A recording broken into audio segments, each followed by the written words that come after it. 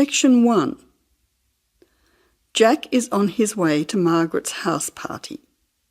He is phoning her for directions. First, you will have some time to look at questions 1 to 5.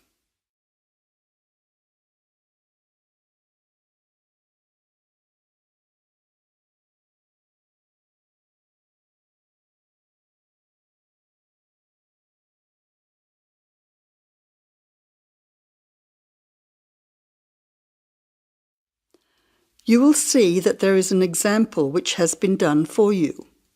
On this occasion only, the conversation relating to this will be repeated. Jack has got lost on his way to Margaret's party. He is phoning her for directions.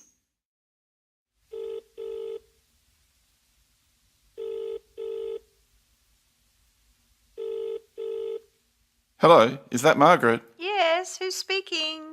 Margaret, it's Jack. I think I'm lost. I can't see a signpost. Jack, so where are you now? Well, I'm a bit confused about the directions, but I'm at a T-junction. Jack says he is at a T-junction, so you choose C, at a T-junction. Now we shall begin. You should answer the questions as you listen, because you will not hear the recording a second time. First, you have another chance to look at questions 1 to 5.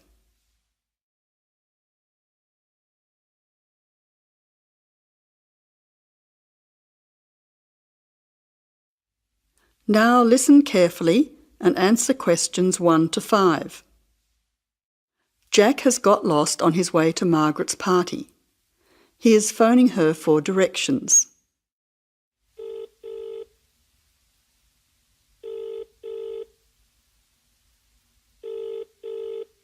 Hello, is that Margaret? Yes, who's speaking? Margaret, it's Jack. I think I'm lost. I can't see a signpost and... Jack, so where are you now? Well, I'm a bit confused about the directions, but I'm at a T-junction. What can you see around you? I can see a pub on the corner. Can you see the name of the pub? Wait a minute, let me see. It's hard to see in the dark. Yes, I can read it now. It's called the Lion's Head. Oh, the Lion's Head. Okay, well then you're not too far away. Go straight ahead through the traffic lights to the next T-junction. Sorry, I didn't hear you. What did you say? I said just go through to the next T-junction. Okay. Now what? Well, there's a park in front of you and a large 2-storey building on the corner. Yes, I can see them. Okay, so now turn left. Hang on, you're coming up the street, so you'll have to turn right. Okay, got it. What's the name of your street? It's Wesley Street, Wesley, number 70. We're the 5th house on the left. You should see a red letterbox and some bushes in front of the house. Okay, 5th house, number 70. I should be there soon. Am I late for the party? It sounds like things are happening there. No, it's only just started. That's good. I should be there in the next 10 minutes. See you soon. Jack hangs up and walks on. 7 minutes later, he calls Margaret again, as he still can't find the house.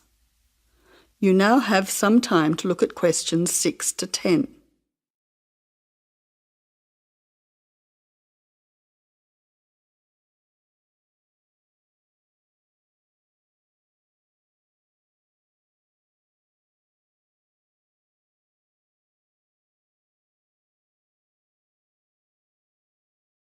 As you listen, answer questions 6 to 10.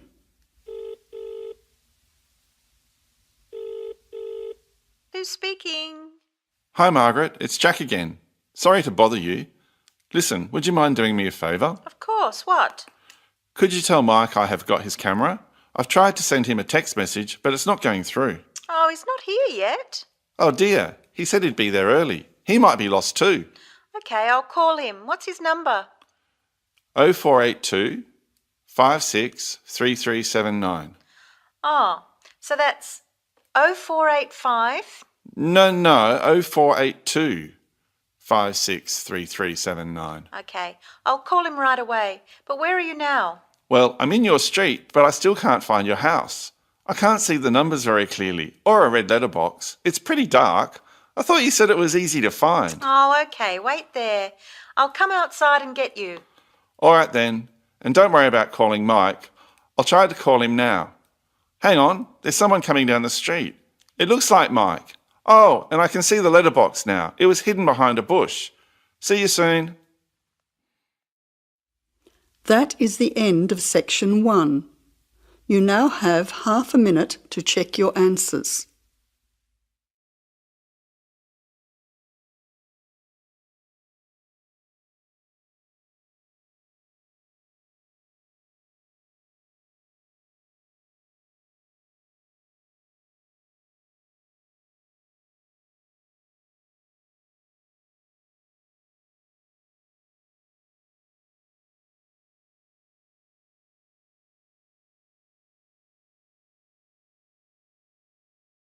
Now turn to Section 2. Section 2. You are going to hear a lecture about the Miners Hotel. First, you have some time to look at questions 11 to 14.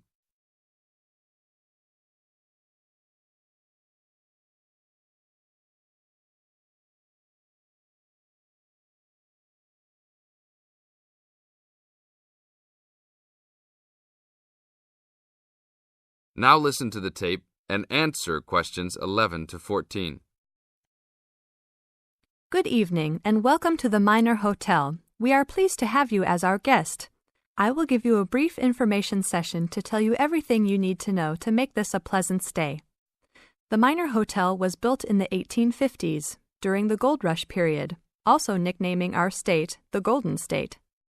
People from all over the country and even from other countries came to seek their fortune here in these hills, creating cities overnight. In this city, many Gold Rush hotels soon opened up. This particular hotel was built in 1851, but was destroyed during an earthquake. It was rebuilt in 1995 to recreate the feel of the Gold Rush, complete with articles and actual photographs from during the 1850s. Our hotel is divided into 2 buildings, one called the Gold Tower and the other is named the Fortune Tower. You will be staying in the Fortune Tower on the 25th floor, complete with great views of the city. Your room is the best room in the hotel, complete with private living room and hot tub. Here is your room card. On the card it will say FT, meaning Fortune Tower. On the bottom of the card it will say 2515. The 25 stands for the 25th floor, and the 15 stands for the 15th room on that particular floor. Now look at questions 15 to 20.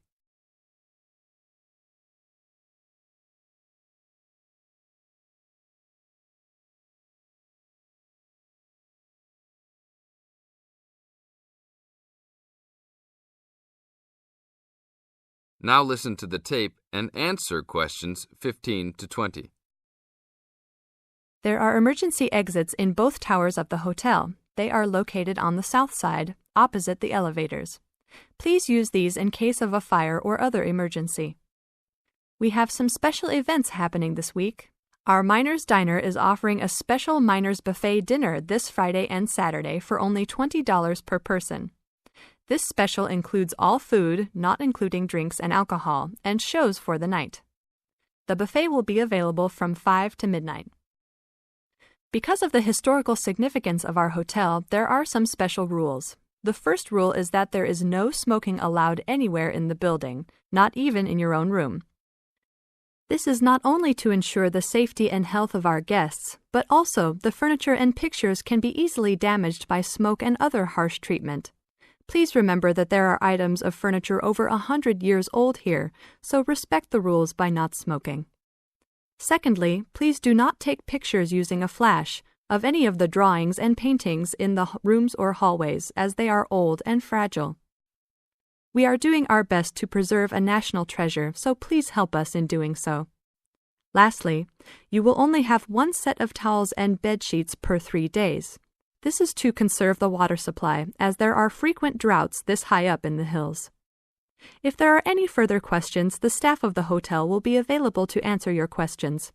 In the event that no one is able to answer your questions, I will also be available from 8 a.m. to 5 p.m. each day in the concierge. I hope you enjoy your stay here with us. Thank you very much. This is the end of Section 2. You now have 30 seconds to check your answers.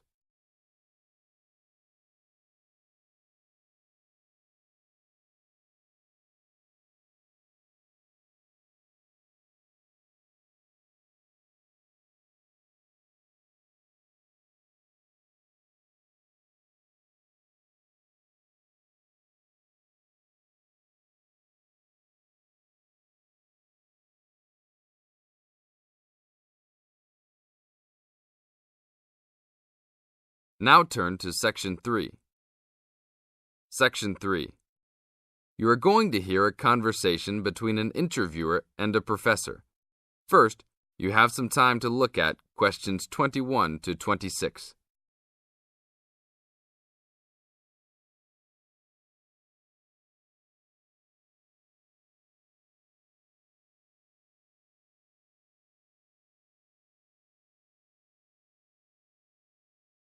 Now listen to the tape and answer questions 21 to 26. Today I'm here with Professor Nittick, who is our new university president. He has been a professor for 20 years and teaches many of the best classes on campus. I know many of you have had him as a teacher and know of his brilliance. Good morning, Professor Nittick. Thank you for stopping by the student station. Thank you for having me here. It is always great to get to meet many of the students who are involved with our school. I haven't been here since 2 years ago. Yes, I remember at that time you were still teaching every semester. 2 years later, you're only teaching every once in a while. But it seems like you are still always busy. The administration world is just as busy as the teaching world for you. How do you stay in touch with the university, even with the change in your everyday duties? I try to stay in touch with what is popular with the university students. I usually spend time with as many students as I can. They usually give me insight into what the new concerns and beliefs are for the new generation. On top of that, I try to be as youthful as I can. I consider myself to be youthful, at least for my age. So I always have a good time and try to stay young. I try my best to not just be a teacher, but also participate in university life. Interesting. So, are you still doing lots of academic work, or are you mostly concentrating on administrative affairs? Well, I mostly do administrative affairs now, but that doesn't mean that I still don't have a very deep interest in academic matters. I often visit other campuses around the world and meet other professors in my field. I learn the most by travelling and seeing the different places of the world and the different fields of thought. I even did a television programme last month in Manchester. Will you be on television any time soon then? Well, you can call the television station and see if I will be on television any time soon. Maybe I will be on the news report. I don't think it is really that significant, though. Oh, really? That sounds great. I will remember to look out for you. Let's move on. With all your busy travelling recently, how do you find time for your personal life? I try to keep my university life separate from my personal life. Sometimes it's hard to find time to just take my wife and 3 kids out for a family dinner, but usually we all manage to get together every few days. I'm taking a few weeks off next month to take my family down to South America, to Brazil for a few days. I can't wait to just sit on the beach. Wow, that sounds like a wonderful trip. Professor Nittick, could you tell the audience a little about what goes on in an average day of a university administrator? An average day? Oh, I don't think there is such thing as an average day for me. The last few weeks I've been travelling all the time. I can be in Los Angeles in the morning and in New York by the afternoon and back to Los Angeles by the evening. Sometimes I will spend the whole week at a new university, showing the new administrators the ins and outs of running a university. Sometimes I can spend the whole day in the office on the phone. So there really is no average day for me. I guess that is because I do so many different tasks. Sorry to let all the viewers down, but that is the plain truth. Now look at questions 27 to 30.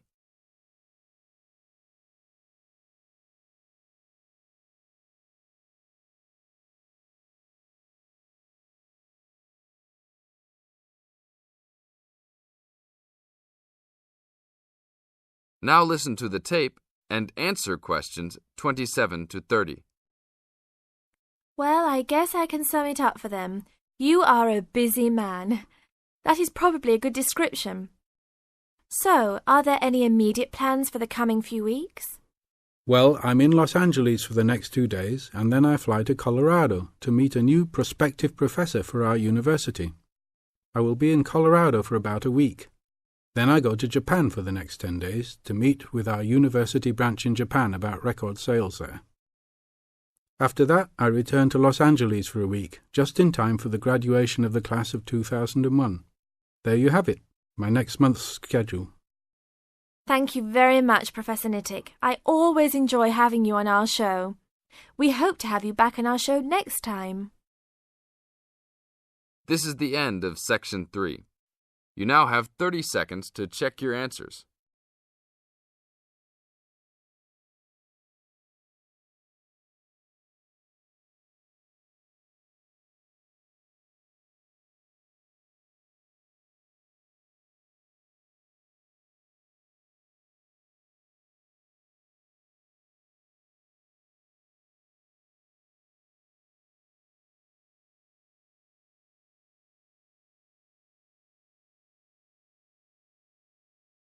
Section 4. You're going to hear a short talk about the banks in Britain. As you listen, complete the statements by writing no more than 3 words in the spaces provided. Now you have some time to read questions 31 to 40 first.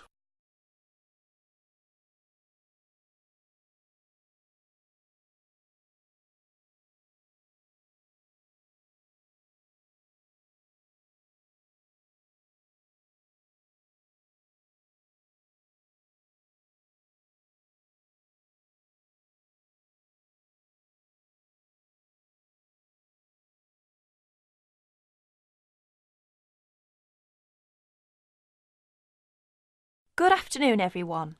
Thanks for turning up today to this short talk I'm going to give on student banking.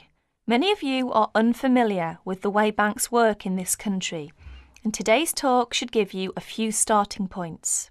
Well, as you probably know, you'll need to open a bank account while you're here. The safest place to keep your money is in a bank. Choose one that is near where you study.